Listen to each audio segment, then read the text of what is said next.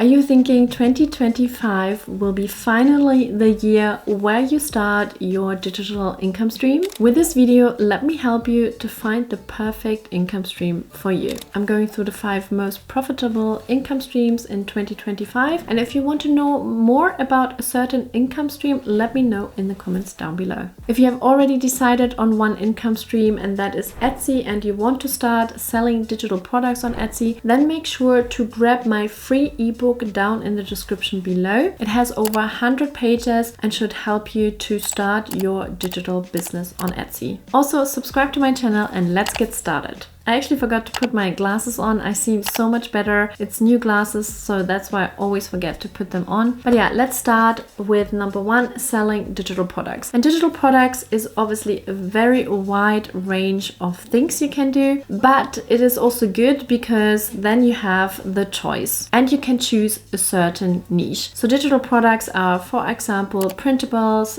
templates, ebooks, or digital planners, and that is just naming a few. And these you can sell on platforms like Etsy or Gumroad, or you can have your own website. And why is it profitable? Because you only have a low overhead. It mainly costs you time, especially in the beginning, to create those digital products, but you have no inventory costs, you have no shipping costs, you have minimal production costs, and you just don't have any handling or operational costs. And it is also very scalable. So once you have created that product, it is out there and as many people as possible can buy it. Sometimes one product can be in very high demand and you can make passive income from it. It's also very automation friendly. And with that, I mean, when you use like even your own website, for example, with Shopify or Etsy, everything is already handled on the platform. When someone buys a digital product, then they will automatically get an email with a download link and can download your product. You don't have to do anything, and most of the time like payments and that kind of structure is already included. I think sometimes we don't even think about that anymore because it's kind of a given, but it really takes a lot of effort from your shoulder. Let's talk a little bit about online courses and coaching. So these two are a little bit different. Online courses are a little bit different than coaching, but most of the time good courses, I would say, include coaching. It can be one-on-one coaching, but it also can be like group coaching. It just adds value to the online course. And I mean, there's a lot of different examples. It really depends on your specific skills. You can teach graphic design, personal finance, fitness. There is really no limit what you can teach if people are interested. There's also platforms out there already which you can use, like Teachable or Udemy. Of course, you can also have your own website, and these platforms help you to set up your courses and also handle payments. That is definitely one advantage of that digital income stream. And why is it profitable? It's a very high perceived value. You get normally a lot when you buy a course. It teaches you everything you need to know in your specific niche, and people are willing to invest in learning new skills and new information. It is also very scalable because you have to create this course once, then as many people as possible can really buy it. Of course, if you add like a coaching part of it, but if you have a group coaching, then you know it could be 5 people, 10 people, or 20 people participating in that coaching session. So it is still quite scalable, and it also creates a personal brand for you. You can really establish yourself as an expert in a certain niche. And it doesn't always have to be an expert. It can be just an authority. You know, sometimes if you don't see yourself as an expert, you can feel like you cannot do a course about it. But it's not so much about what you think about yourself. It's more what other people perceive. And if they can learn something from you, if you give them value, then it doesn't matter if you feel like you're an expert or you are an authority in your niche, or you are just someone who knows more than other people. And actually, I want to start offering free 30-minute coaching calls. So if you're interested, write me an email. Here is my email address you can see on the screen, and it would be lovely to get to know you and help you with your digital income streams. Number 3 is content creation and monetization. And I admit that content creation is not the easiest in the world. I think it doesn't always have to be super easy. I'm sure you can do hard things too. I think content creation maybe requires a little bit of skill, but you can always start and improve on your, content creation skills. Again, I would say I'm not an expert, but I do feel more comfortable talking in front of a camera, talking about a specific topic.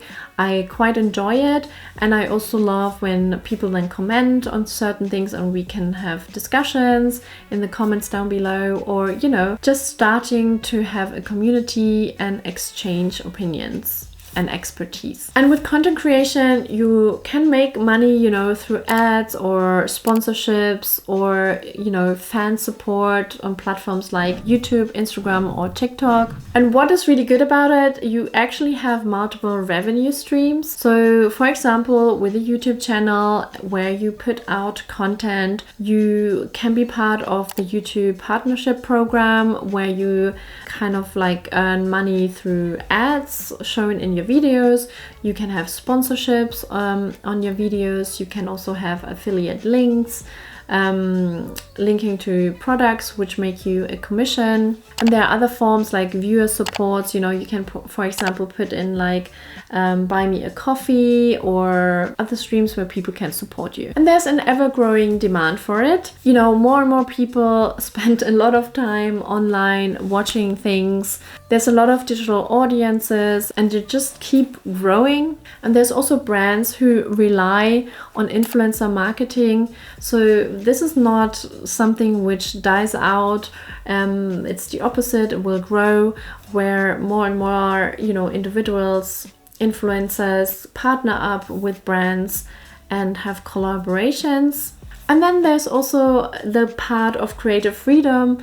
I think normally it's not talked about a lot, but you can just decide what you want to start and talk about. It can be anything you like. And of course, maybe do a little bit of research what people are interested in.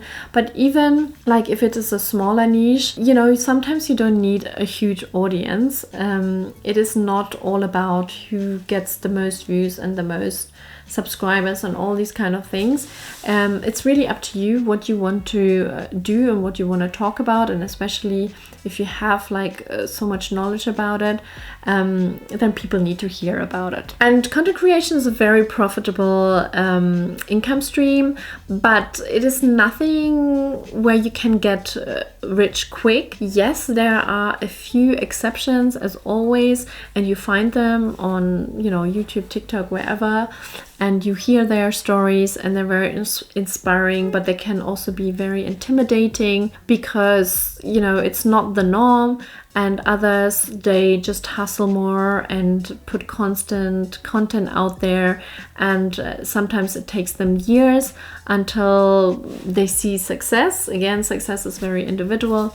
But that should not discourage you from starting a content creation income stream. It is a lot of fun, at least for me, but I know it's also a lot of work. Number 4 is subscription newsletters. And yes, newsletters are not dead. It's actually quite a profitable income streams, and you can really have your own income stream with it. So subscription newsletters are newsletters you actually pay for, and it is similar to an online course, but it is an ongoing thing. It occurs every month, and you can use platforms like Substack or Kit. And the difference is that people do pay for those newsletters, and of course you have to put a lot of value into those newsletters, so people will subscribe and pay for it. But then again, it could be anything you want to write about. It could be personal finance, fitness, recipes, whatever it is. People will pay for it. And why is it profitable? It's a recurring revenue, so it's a subscription model. So that means that people will pay you month by month unless they unsubscribe, but you have a recurring revenue. You also have low overhead. All you need is your own time and your own skills to write those newsletters. Obviously, there's also help you can get to, improve your newsletter writing, or you can hire someone, of course. It's also scalable. You write this newsletter once, I don't know, depending of it is every week or how often you write it. But once it's there, you can have as many subscribers as you want as possible. And that is great because, the more subscribers you have, the more you actually earn. And there's also niche demand. So I sometimes only have in my head very generic niches, personal finance and fitness, for example, or like even planning, productivity, but even those are very broad. There's people who are into motorcycling or computer games, maybe certain computer games or instruments. I mean, there's really no limit in what you can do if you found your audience. Last but not least, there's also affiliate marketing, and I did mention it a little bit under content creation, I think, because you can make affiliate marketing as part of another income stream, or you can have it by itself. So examples are promoting products on blogs, YouTube, or social media, and then you earn a commission for each sale through your unique link. So that's kind of the concept of affiliate marketing. For example, on YouTube or any other social media channel, you can just have a very specific niche, for example, where you review like products, and all these products can have affiliate links, so it's quite specific. Or you talk about things in general, and every now and then when it's suitable, you have a product or a course or affiliate link which suits the topic you're talking about. You put that in the description. Why is it profitable? Because it's also very low cost. I mean, you literally don't have to do anything, but you need the link. Of course, you maybe have to create an audience or a platform where people can find your links. It could also be like platforms like Pinterest or social media channels in general, YouTube. It's super scalable. The more eyeballs you have, the better, the more chances you have people buy something from your personal affiliate link. And it just offers diverse opportunities. Again, affiliate links could be put like really everywhere. You could have your own blog where you talk about a specific niche, and you have your affiliate links there. Or you have, as I mentioned, a YouTube channel where you can have your YouTube links. Or you don't even have to have like a content creation platform. You could also just have a Pinterest account where you really share a created like board of things, and that's all you do. But don't be mistaken, like affiliate marketing is not as easy as it sometimes sounds. You do need an audience for it, or you have to be very consistent, and you also have to be very consistent with putting kind of content out there. Let's say it's Pinterest. It's not enough to put like 1 or 2 or 10 links out there and then they will make you all the money. You have to be consistent. You have to create, like, it has to make sense. It has to probably be a very specific niche to be very consistent on what you're doing. So you have to have that with affiliate marketing, but it is a very good opportunity as its own or in combination with other digital income streams. So yeah, I would definitely make this part of a very profitable income stream in 2025. Which digital income stream is speaking to you the most? Let me know in the comments down below. And thank you so much for watching till the end, and I will see you in my next video. Bye!